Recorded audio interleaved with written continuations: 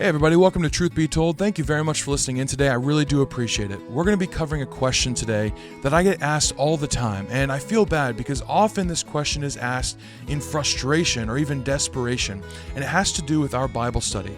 Often when people go to study their Bibles, they'll come across sections that are difficult or confusing, and they don't really know what to do. They don't know where to find their answers. They think, yes, maybe I could go to my church or someone I trust, and that will be helpful, but those things aren't always readily accessible.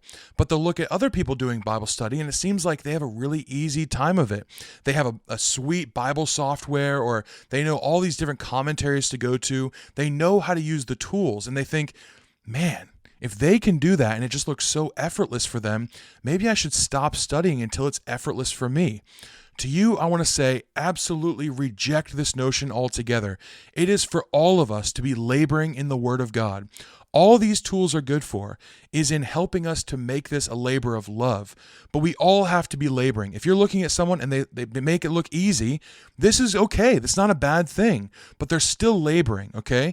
And if there's other people you think, it doesn't seem like they're laboring at all, it just seems like it's easy for them, there's also the potential that people are just gathering up resources and knowledge and information to make themselves look smart.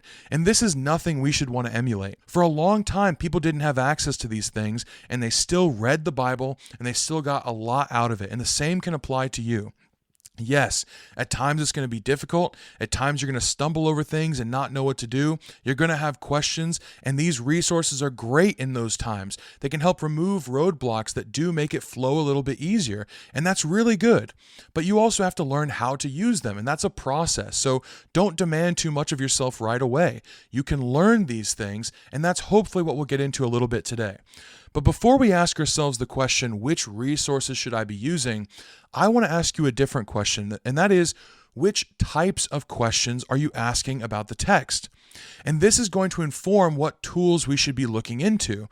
If I go into the kitchen and I think, man, I'd like to make some popcorn, looking at the fridge or throwing a bag of popcorn inside of it is not going to help me. It's just going to frustrate me. I need something like a microwave or a skillet and stovetop, depending on how I'm making popcorn. But the refrigerator doesn't help me in that case. The same thing is true about our Bible study. Certain questions are going to be helped by certain tools, and other things are going to be helped by other tools, and that's perfectly okay. So we have to know what types of questions we're asking and what each individual tool does that might answer that question or might help us to answer that question. If I have a question about a specific Greek or Hebrew word and I go instead to a commentary rather than a concordance, I'm going to be frustrated because the commentary might not speak about that word at all. But that's not my fault. That's just the fact that the commentary has a limited purpose, just like every tool does. And so we need to understand what types of questions we're asking and what types of questions these tools speak to. This is going to be really helpful. Now, all of that being said, there are a lot of resources out there. Some of them are more helpful than others, and it's really hard to sift through all of them. I understand the difficulty here. I'd like to share with you my first step in all of this. When I first started studying the Bible in earnest, and I do this even today, this is still a step that I use and a tool that I use, I went to Bible Hub. I found that website to be really, really helpful, and it sounds like I'm endorsing it or like they're paying me, but they're not. This is truly just what I use. Bible Hub is a great website. All I do is I type in a verse, James 2 verse 1, and I type in Bible Hub. And it's one of the first websites that comes up, and they've got all of these different resources right in a row so you can compare and contrast and see what each one accomplishes. They've got different translations side by side. They have commentaries and parallel commentaries. They have interlinear verse by verse and word by word, which means the English word is followed by the Hebrew or the Greek word with all of its different possible meanings. And so that's really helpful. They also have different verses that might relate to the verse you're studying. So you can know, oh, is this a New Testament author drawing on an Old Testament passage? And this is all really, really good stuff because it shows me what each tool does side by side with each other. Not only am I comparing commentaries one to another, but I'm comparing commentaries to concordances, and that's really helpful. So I'd recommend Bible Hub. I still use it to this day, and I think it's very, very beneficial. But you still need to learn how to use these tools responsibly, and I know this can be intimidating. That's why I recommend this as a first step, because in order to learn to use it responsibly, you're going to have to use it. There's just no getting around that. And this is a really good step so you don't deep dive into something you don't fully understand. You can learn how to understand how these tools function and work. But before I even get into any of these tools or resources, something that we need to do, which I'd say is probably my step 2 in this process. Step 1 would be learn the types of questions you're asking and the types of tools that might correspond to those questions. But step 2 for me is know specifically what questions I'm asking about the text.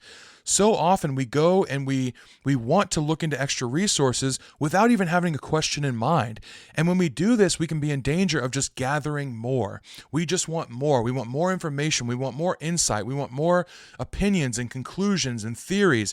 And this can be a little bit overwhelming, and it can also lead us down some really dangerous paths. Because while it's good to know what different people have concluded about different things over the history of people studying the Bible, we can begin to just adopt these things without questioning. Whereas if we have a specific question, then we're looking at specific answers.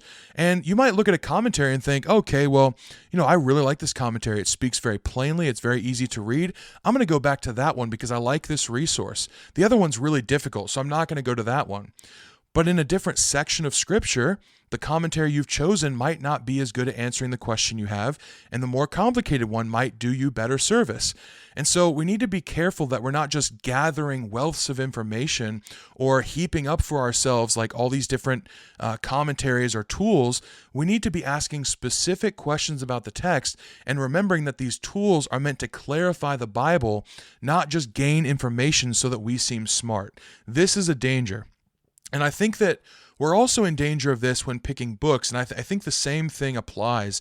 If you're looking for someone to have done the work of proving or concluding something for you, then you can be easily led off by any book that is of a certain mindset. But if instead you're looking for the evidence and the various conclusions that people have reached so that you can categorize the theories and kind of sift through that information, then this is a really good use of extra-biblical resources. And what happens if you do this wrong is you're going to find yourself in one camp or another, and you're going to entrench yourself there.